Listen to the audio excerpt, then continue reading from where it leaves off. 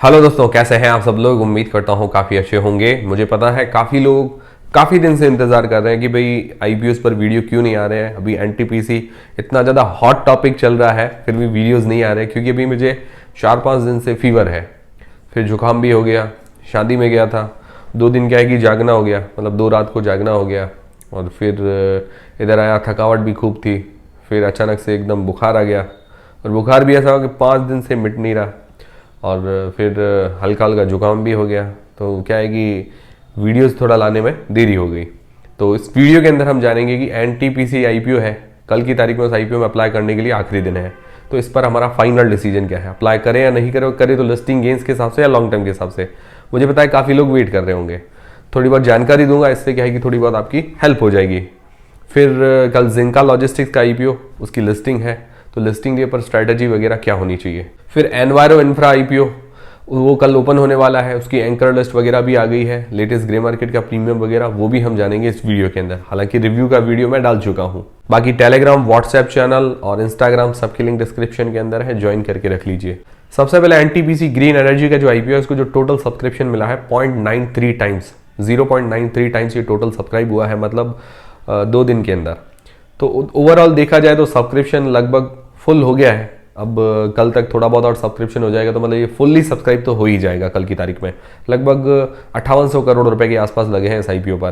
QIB portion 0.75 times, क्यूआईबीज भी कल की तारीख में सब्सक्राइब तो करेंगे ही, मतलब क्यूआईबीज की तरफ से अच्छे रिस्पॉन्स की उम्मीद है। इतना ज़्यादा भी अच्छा नहीं, पर ठीक है, इसकी तरफ से अच्छा रिस्पॉन्स आएगा।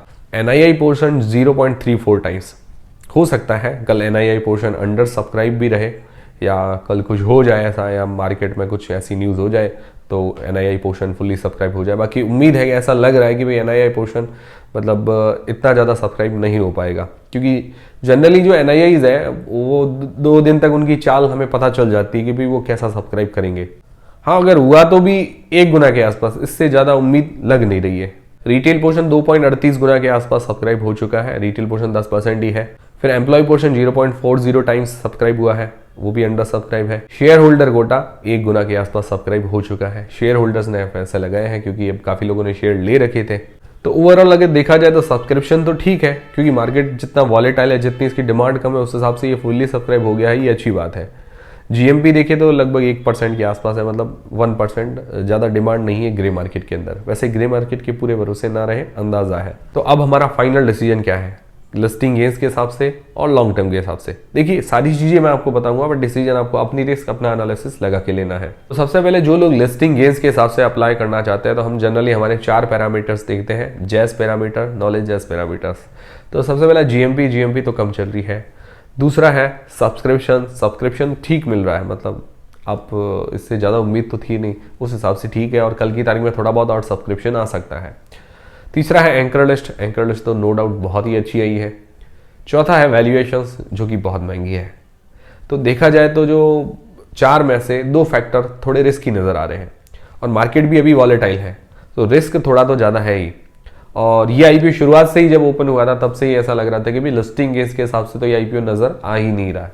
मिल जाए तो बढ़िया बात है। बाकी देखिए, डिसीजन आपको खुद को बनाना है।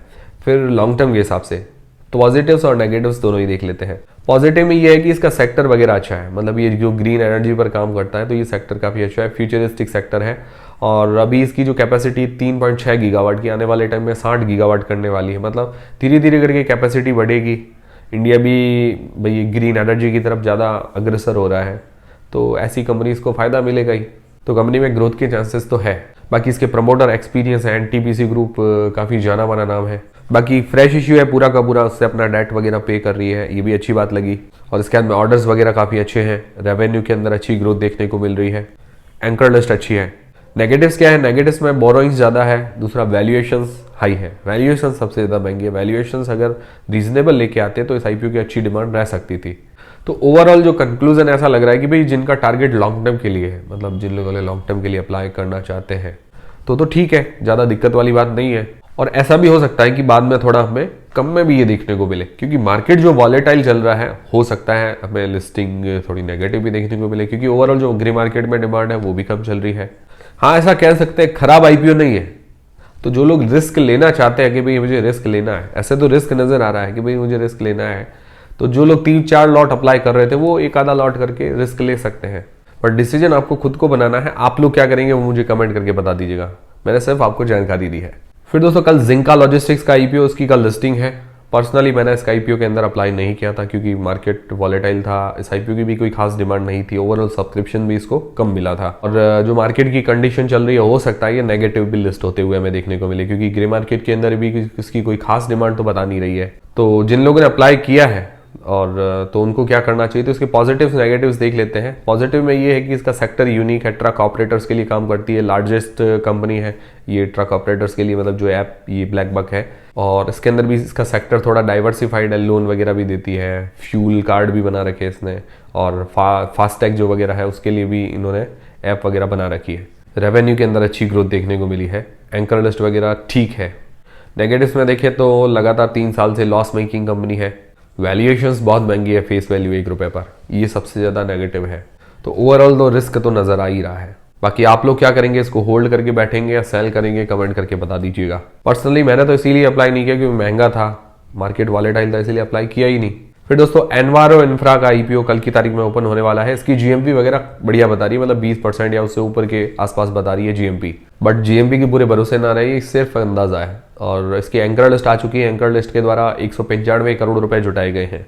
एंकर लिस्ट में ऐसे कोई बड़े ज्यादा नाम शामिल नहीं है, क्वांट म्यूचुअल फंड है, एलआईसी है और अबेकस वगैरह, उसके अलावा छोटे मोटे और भी बड़े नाम शामिल है। एंकर लिस्ट ठीक ठाक है, कोई खास तो नजर नहीं आ रही है भाई, 10 में से 3 रेटिंग दे सकते हैं, बिलो एवरेज इसकी एंकर लिस्ट है। और हो सकता है छोटा मतलब साइज हो एंकर लिस्ट का, इस हिसाब से भी ज्यादा एंकर शामिल ना हुए हो। बाकी इस पर मैं आपको अपडेट वगैरह करता रहूंगा। तो ये थे सारे आज के अपडेट्स। उम्मीद करता हूँ हमारा वीडियो, हमारी जानकारी आपको पसंद आई होगी, हेल्पफुल रही होगी। हेल्पफुल रही है तो वीडियो को लाइक जरूर करें, चैनल को सब्सक्राइब कर लें। मिलते हैं दोस्तों अगले वीडियो के अंदर।